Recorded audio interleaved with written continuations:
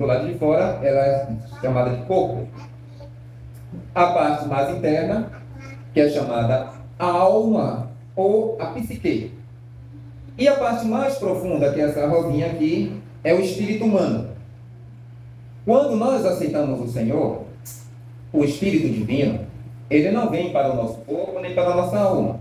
Ele vem para o espírito humano, que é o recipiente pelo qual Deus criou para se dispensar. A partir do espírito humano, Deus vem fazendo uma transformação de dentro para fora. Muitos fazem uma transformação exterior. Ajeita o cabelo, uma boa maquiagem, uma boa roupa, e tem uma aparência muito bela. Mas quando vai olhar o coração, não é o que você pensa, não é o que você vê. Por isso que em 1 Samuel 16:7, ali o Senhor diz assim, porque eu não vejo como vê o homem vê o que está diante dos seus olhos, eu vejo o coração. Então, Deus vê o coração. Por isso, Deus vem tratar primeiramente com o coração. Ele vem para o espírito e aqui ele vem tratando com a nossa alma. A alma ela é dividida em 3 partes. Todo o ser tripartido aqui são 3 partes. Só para vocês entenderem. O corpo é dividido em 3 partes, cabeça, tronco e membros. Não é isso? A alma é dividida em 3 partes. Mente, vontade e emoção. E o espírito, 3 partes. Consciência, intuição e comunhão. Então, todas elas têm 3 partes. Então, um ser tripartido com 3 partes cada parte. Quando Deus criou o homem, ele formou o homem do pó da terra, o homem teve um corpo. Depois soprou nas narinas o fôlego de vida e o homem passou a ser alma vivente. E esse recipiente aqui ficou para que o homem decidisse escolher comer da árvore do conhecimento do bem e do mal ou da árvore da vida. Se ele comesse da árvore da vida, Deus iria para o seu espírito humano e onde nascesse um homem aqui na terra, haveria uma expressão de Deus, porque o homem foi feito, lembra Gênesis 1:26, né? Conforme a nossa imagem e semelhança. Imagem é para conter. Você sabe que a imagem, a luva ela tem a imagem da mão. Por isso nós podemos colocar nossa mão dentro da luva. Então a mão contém, ou a luva contém a mão, porque ela é a imagem da mão. E a semelhança é para expressar. Aí às vezes alguém olha para um filho e diz assim, poxa, você é a cara de teu pai, você é a cara de tua mãe. O que você faz, os seus gestos, é semelhante ao do teu pai, é semelhante ao da tua mãe. Isso é semelhança. Então, o homem deveria expressar Deus aqui na Terra. A multiplicação da raça humana, haveria, então, a expressão de Deus aqui na Terra. E como ele também recebeu o domínio, onde tivesse um homem, haveria o governo de Deus aqui na Terra. Só que em Gênesis capítulo 3, nós vemos que Satanás, por meio de uma serpente, vai interceptar o homem e engana Eva. Eva come do fruto do conhecimento do bem e do mal. Depois leva para Adão também come do fruto do conhecimento do bem e do mal. Aí o pecado passou a reinar. Então agora surgiu uma lei aqui nesse corpo. Porque Deus disse, no dia que comesse da árvore do conhecimento do bem e do mal, certamente morreria, não é isso? Então o homem comeu da árvore do conhecimento do bem e do mal. Aí surgiu uma lei, o homem trouxe a lei para dentro de si. Essa lei é chamada da lei do pecado. O homem passou a ser escravizado pelo pecado. Por isso, quando chega lá em Gênesis capítulo 6, o Senhor diz assim, e o meu espírito não mais agirá no meio dos homens, porque é totalmente carnal. Aí se multiplicou a iniquidade, a maldade, a violência. Então Deus resolveu destruir com a raça humana. Porque o homem agora estava escravizado pela lei do pecado. Só que aqui na alma, como tem a mente é a parte governante da alma. E o homem, então, ele decidiu colocar a sua mente na carne.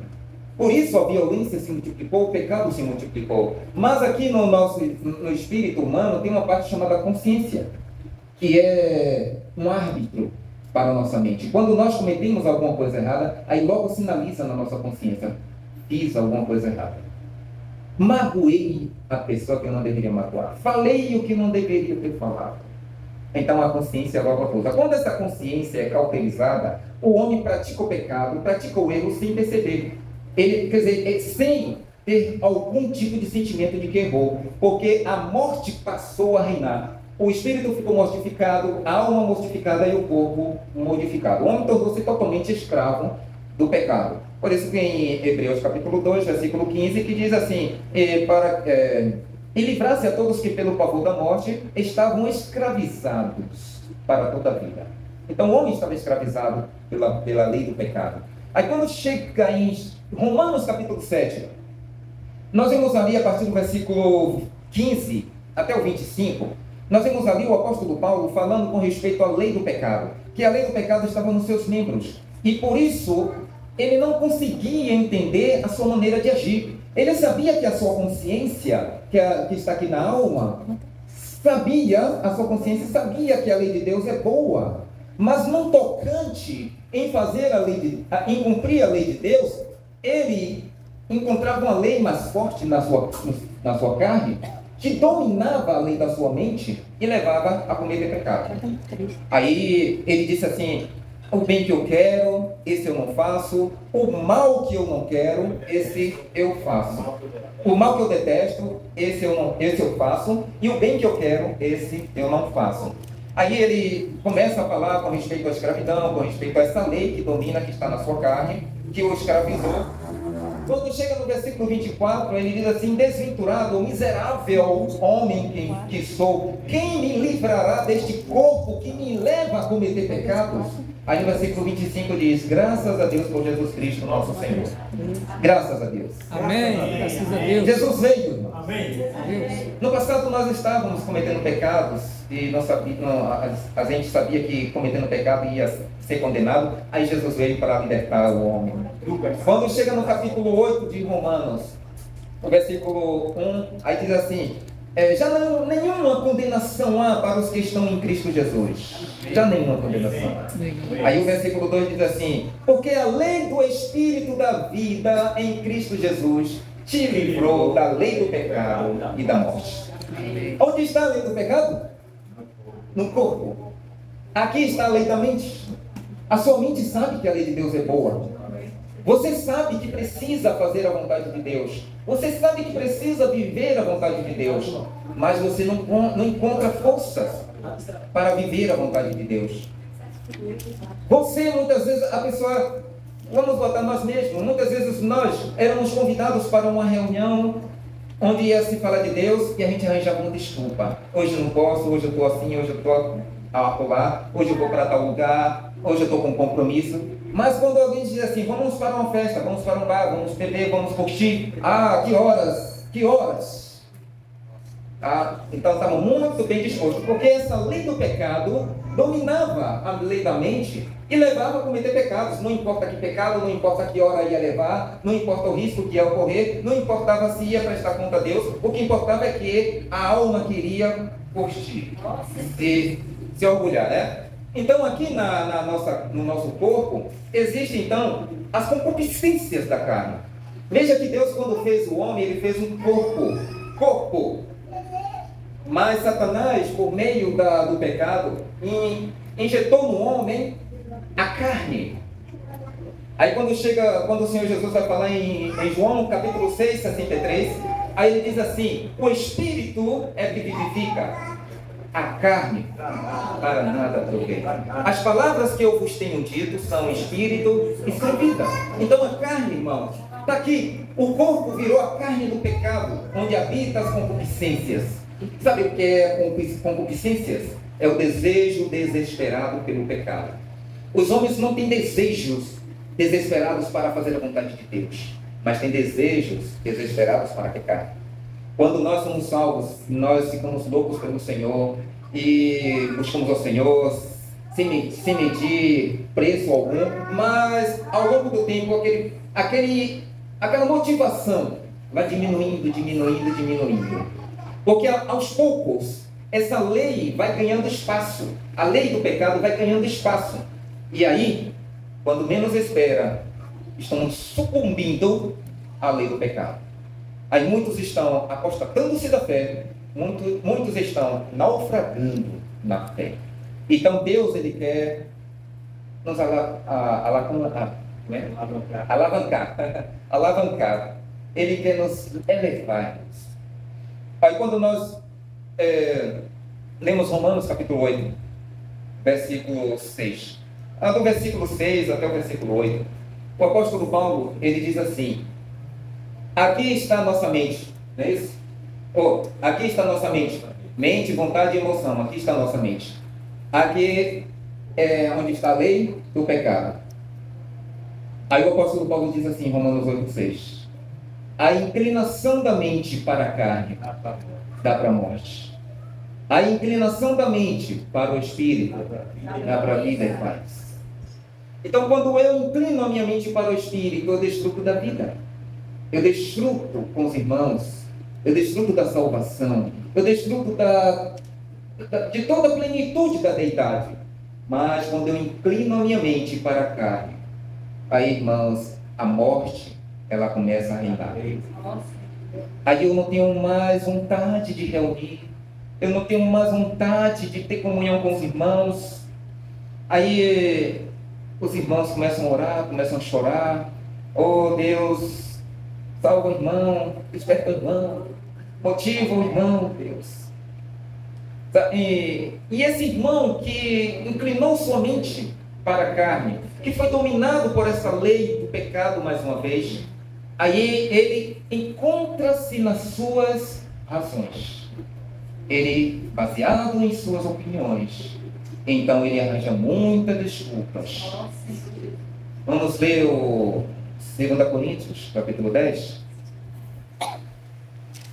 O apóstolo Paulo, ele fala aqui com respeito às fortalezas, então. 2 Coríntios, capítulo 10, a partir do versículo 3, aí diz assim: porque embora andando na carne, não militamos segundo a carne, ou seja, nós estamos ainda neste corpo carnal, mas nós não vivemos de acordo à vontade da carne, não militamos de acordo à carne, nós militamos de acordo ao Espírito, como está em Gálatas capítulo 5. A carne milita contra o Espírito e o Espírito milita contra a carne, porque são opostos entre si. Então, quando alguém está nessa carne, aí o que é que ele constrói na sua mente? Aí diz assim, versículo 4: porque as armas da nossa milícia não são carnais, e sim poderosas em Deus para destruir fortalezas, anulando nós sofismas. Sofismas, opiniões. Nós criamos nossas opiniões, nós criamos nossos argumentos, aludidos à verdade. Tem a verdade, mas eu acho que não é assim. É mais ou menos desse jeito que eu acho. E aí eu crio, então, eu me isolo dos irmãos, construo uma fortaleza ao meu redor e fico escondido dentro dessa fortaleza. Aí quando os irmãos vêm para ter comunhão, os irmãos encontram uma fortaleza. Aí vai ter comunhão, irmão, não é bem assim como vocês falam, não é bem assim como a Bíblia está dizendo, tá? É desse jeito, tá? Mas vocês não querem entender, já que vocês não querem entender, então siga seu caminho, que eu sigo o meu caminho, tá? Você tem a sua verdade, eu tenho a minha verdade. Então não consegue, irmãos. E se você for de frente mesmo, aí às vezes dá vontade de ir na carne, né? Como muitos dizem assim, irmão, você está na carne, irmão, siga o teu espírito, aí também está na carne, né? Aí o que é que acontece? A fortaleza aumenta. Porque ele vai se fechar mais ainda. A partir de hoje não venha mais me procurar, tá bom? Me deixe em paz. Aí a fortaleza aumenta. O que destrói essas fortalezas é a oração. Amém. É o nome do Senhor Jesus. Amém. O que tem que levar ao irmão é a vida. Amém. Tem que levar o irmão a desfrutar da vida. Amém. O Senhor Jesus disse que nós devemos ser simples, como as pombas, e sagaz, como as serpentes. Às vezes você tem que ser sagaz como uma serpente. Dá aquele golpe que ele não percebe. Irmão, nós viemos aqui ter comunhão, irmão, como é que está você? Vamos dizer junto, Senhor Jesus, ó Senhor Jesus, aí, amém, ó Senhor. Você vai agradando, então ele vai, daqui a pouco ele está desfrutando também. Às vezes o irmão reclama muito, porque ninguém me procura e tal. Aí quando você vai procurar e diz assim, irmão, nós sentimos sua falta, você é muito especial. Aí abre o coração. Amém. Aí você ora com ele, você invoca com ele. Aí essa fortaleza vai destruindo. Então, as armas das nossas milícias não são carnais, mas sim poderosas em Deus para destruir essas fortalezas que são construídas na mente. Aí diz assim: e toda altivez que se levante contra o conhecimento de Deus. Você já viu irmãos se levantando contra o conhecimento de Deus? Você diz assim: irmão, não é bem assim, irmão. Mas ele diz assim: não, é assim mesmo. A Bíblia está errada. Escreveram errado aqui e tal. Aí diz assim: e levando cativo todo o pensamento à obediência de Cristo. Graças ao Senhor. Amém. Aí o versículo, só aqui tá bom, só o versículo 6. Versículo 6, até o versículo 6, né? E estando prontos para punir toda desobediência, uma vez completa a vossa submissão. Nós também precisamos estar submissos ao Senhor. Uma vez que nós submissos, toda insubmissão será destruída. Graças a Deus. O que nós sabemos é que quando alguém constrói uma fortaleza, se afasta de Deus, a primeira coisa que faz é se afastar de Deus, é se afastar da comunhão. Aí, em Hebreus capítulo 10, versículo 25, o apóstolo Paulo, né, que nós acreditamos que foi Paulo que escreveu a carta aos Hebreus. Então ele diz assim: não deixando de congregar como é costume de alguns, antes façamos admoestações, tanto mais quando vedes que o dia se aproxima. Que dia é esse? O dia da vinda do Senhor está cada dia mais próximo. Então precisamos admoestar uns aos outros, encorajar uns aos outros a buscarem o Senhor. Nós não podemos, irmãos, fechar os olhos para aqueles que se afastaram da comunhão, a fechar os olhos daqueles que um dia invocaram o Senhor e simplesmente deixar que o diabo faça a obra na vida dele. Não, nós precisamos ir buscá-los, precisamos ter comunhão com eles, orar com eles. Eu vejo isso aqui na igreja em Fátima, que os irmãos têm tal coração, um coração alargado para o amor, que se compadece, que chora, e não somente chora lá no seu secreto com Deus, mas até mesmo quando vai até a pessoa, chega lá e começa a chorar. Quando vê o irmão na morte, o irmão caído, sem desfrute, porque todos que perdem o desfrute, irmãos, envelhecem. Todos que param, quando nós paramos, irmãos, nós temos uma carreira a correr. Quando nós paramos, nós envelhecemos. Sim. E o que vem depois da velhice é a morte. Todos que humanamente envelhecem sabem que daqui a uns dias está morrendo. Porque depois da velhice vem a morte. Então, quando nós envelhecemos espiritualmente, nós morremos espiritualmente. E somente o Senhor é que tem vida. O Senhor Jesus, Ele é o Espírito que dá vida. Amém. Em João 15, versículo 5, o Senhor Jesus disse assim: eu sou a videira e vós os ramos. Quem permanece em mim dá muito frutos, porque sem mim nada podeis fazer. Somente nós temos vida quando estamos na videira. Se você é um ramo fora da videira, o ramo morre, seca, e só serve para o fogo. Então a gente tem que orar. Por isso, em Mateus capítulo 18, versículo 15, o Senhor Jesus disse: se teu irmão pecar, vai arguí-lo entre você e ele só. Se o irmão se ele te ouvir, salvaste o teu irmão, né? Ganhaste a teu irmão. Bem. Se ele te ouvir, ganhaste. Então o irmão pecou. Aí não quer mais reunir. Aí vai você sozinho, ou vai com nós alguém e tal, aí tem comunhão com esse irmão. E ele ouve, aí ganhaste este irmão. Aí não há uma alegria, Jefinho? Sim. Então, uma alegria. Assim como um pecador, quando se arrepende, a festa nos céus, há festas também quando um irmão volta à comunhão. Amém. Quando o irmão renova a sua aliança com o Senhor. Amém. Há festa entre os irmãos. Então nós precisamos ir, porque o irmão, ele está em uma fortaleza. E ele acha o único certo. O único certo. Todos são errados. Ele está naquela situação porque alguém olhou para ele de cara feia e ele não gostou. Aí não vai mais reunir. Como Paulo disse em Hebreus 10, 25, né? Não deixando de congregar como é costume de alguns. Então aí, o irmão me olhou para mim com cara feia, não vou mais reunir. O irmão me disse uma coisa, uma palavra que eu não gostei, não vou mais reunir, não vou mais congregar. O irmão passou por mim e nem me deu a paz do Senhor, não disse Jesus ao Senhor, não vou mais reunir. Ah, eu estava em casa, passei um dia sem ir para a reunião, para o culto, e ninguém me procurou. Os irmãos, essa igreja não tem amor, eu não vou mais congregar. Então, costumes. São costumes. Às vezes é um cansaço, tudo bem, um cansaço. Às vezes uma doença que impediu, mas deixar de congregar é parar de congregar. Então ele está na razão dele. E quando você vai ter comunhão, aí esse irmão se volta à vida, então você ganhaste o seu irmão.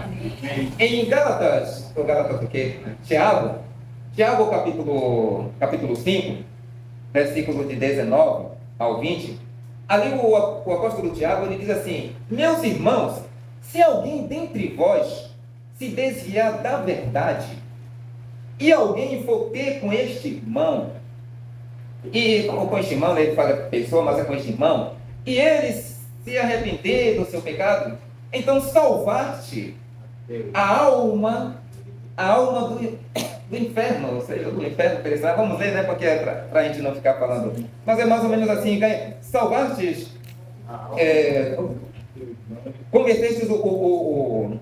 converteu o pecador do seu erro, e salvará da morte a alma dele, e cobrirá a multidão de pecados. Então, quando um irmão ele se afasta e o outro vai ter comunhão, e quando esse irmão se arrepende, aí ganha esse irmão,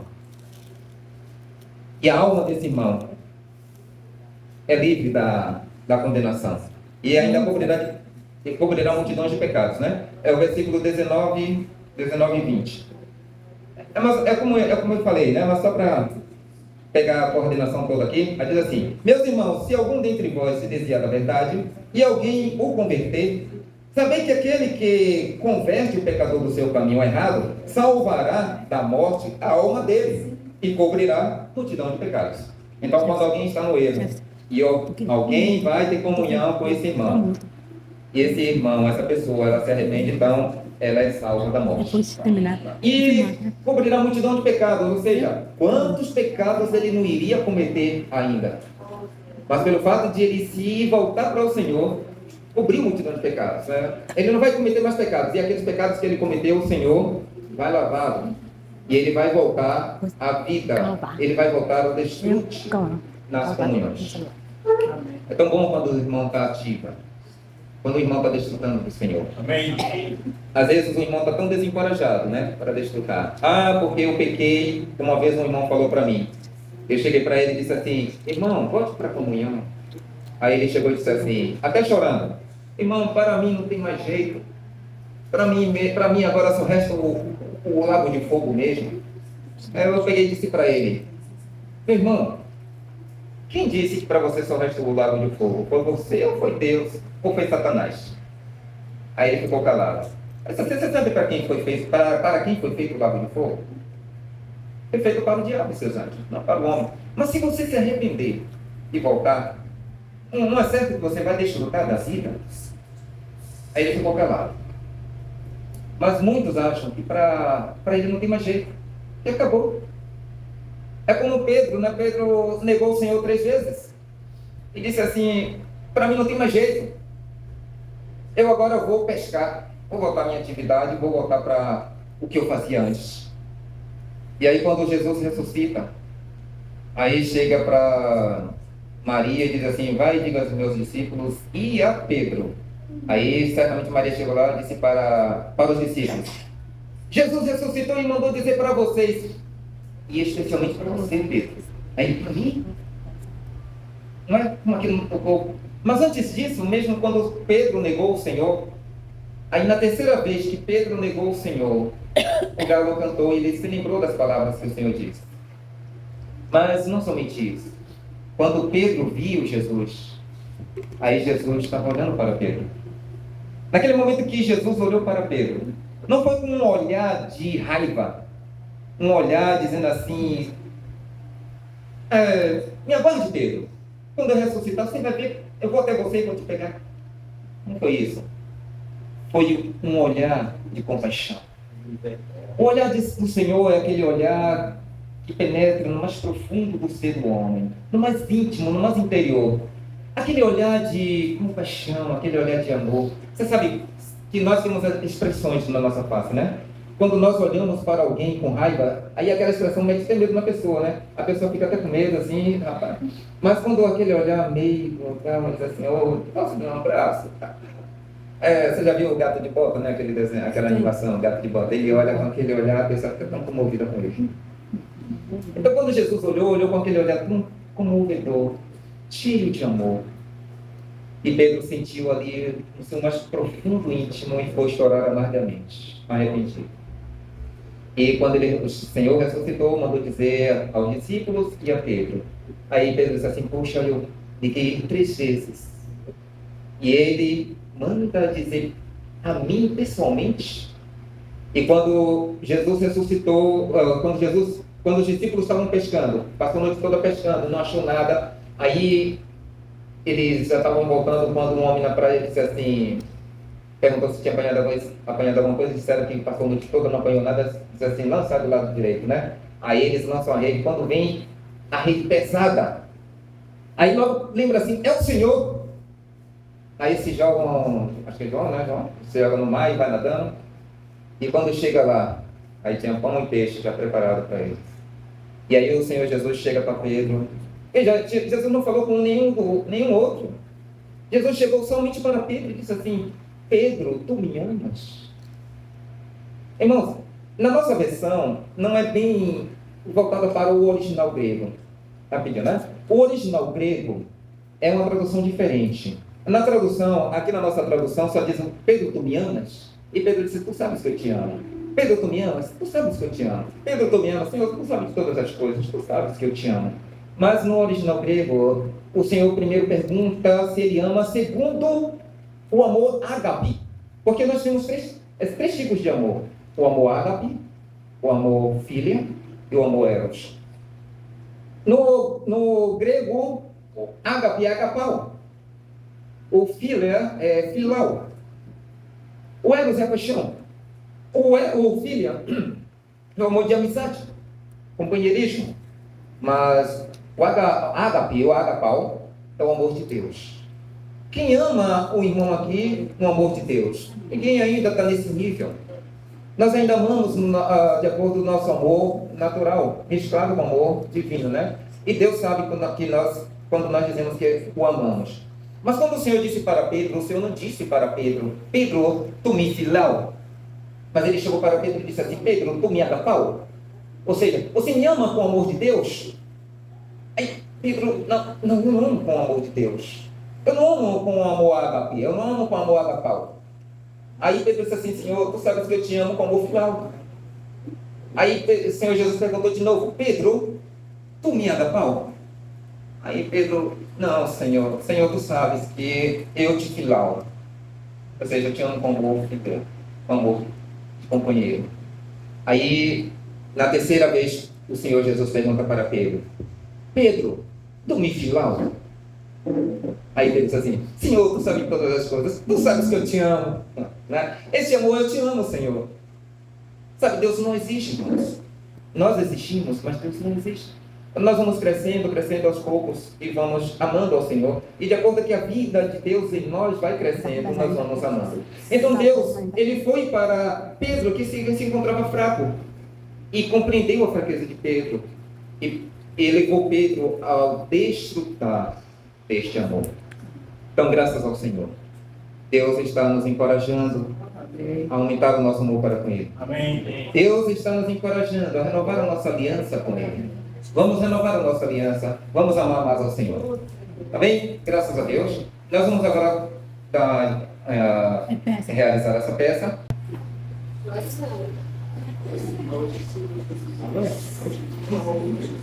Muito rápido. Oh, meu Deus! Oh, meu Deus! Por que sofro tanto? Por que tanta amargura em minha alma? Por que ninguém me entende, Senhor? Por que todos me abandonaram? Eu me sinto tão só. Já não tenho mais alegria, só sofrimentos e decepções em minha vida. Me ajuda, Deus, me ajuda, Deus. Irmão, viemos te visitar, sentimos tuas faltas nos cultos e viemos ver como tu estás. Vimos que anda triste, abatido, desanimado, mas estamos aqui para te ajudar, te consolar, para comigo chorar ou se alegrar, for necessário. Estamos aqui para te auxiliar. Acerte esse poço que parece não ter fim. Levanta-te, irmão, e mostra-nos qual é a tua dor, e Deus te responderá. Levanta-te. Levanta-te, irmão. Fique à vontade. Conta o seu problema. Pode se abrir para nós. E Deus certamente te responderás. O tempo eu me desesperei. Porque eu, irmão, Quantas vezes eu sozinho chorei por dias que o sol de mim se escondeu em abismos profundos, escuros gritei. e ninguém te ouviu, te entender. Não, ninguém quis ouvir, entender meu clamor, e minha alma desceu aos confins do horror. Não, ninguém quis ouvir, entender meu clamor, e minha alma desceu aos confins do horror.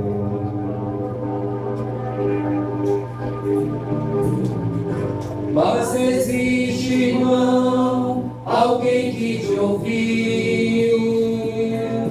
Quem foi eu não sei, Quantas vezes ele te falou, estendeu sua mão e teu nome gritou, dos abismos profundos ele te chamou. e porque eu então não ouvi, É porque mesmo aí, em teu mundo de dor, tu insiste em ficar. Sem Jesus o Senhor, é porque mesmo aí, em teu mundo de dor, tu insiste em ficar. Sem Jesus o Senhor. Irmão, quando estamos passando por algum problema, nós temos a tendência a nos isolarmos. Criamos fortalezas em nossa mente, não conseguimos ouvir nem a Deus, nem aos irmãos. Mas você pode sair desse poço. Faça como Jeremias, que da mais profunda cova invocou o nome do Senhor. ó Senhor Jesus. Amém. Amém. Realmente eu estava preso em meus conceitos. Eu achava que eu estava com a razão e por isso me afastei da comunhão, não quis mais saber de ninguém e eu só tive a perder. Mas agora eu quero voltar à comunhão, eu quero voltar ao desfrute, eu quero renovar a minha vida com o Senhor e desfrutar do Senhor. Quanto tempo eu perdia meu Deus, Não é tarde, irmão. quantas vezes eu que sozinho a vagar, que nos dias sem sol estive a chorar, posso agora feliz me impor a cantar.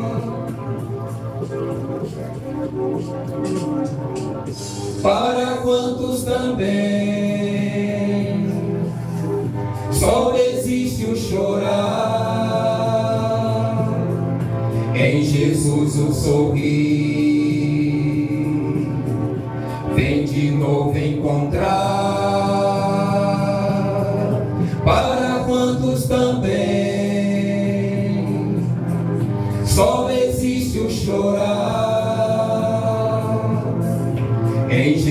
posso sorrir. Vem, vem, vem, vem de novo encontrar. Filipenses 4:4 diz: alegrai-vos sempre no Senhor. Outra vez vos digo, alegrai-vos. Amém. Eu sinto que Deus está alegre comigo nesta noite, pois já me sinto fortalecido, porque a alegria do Senhor É a nossa força.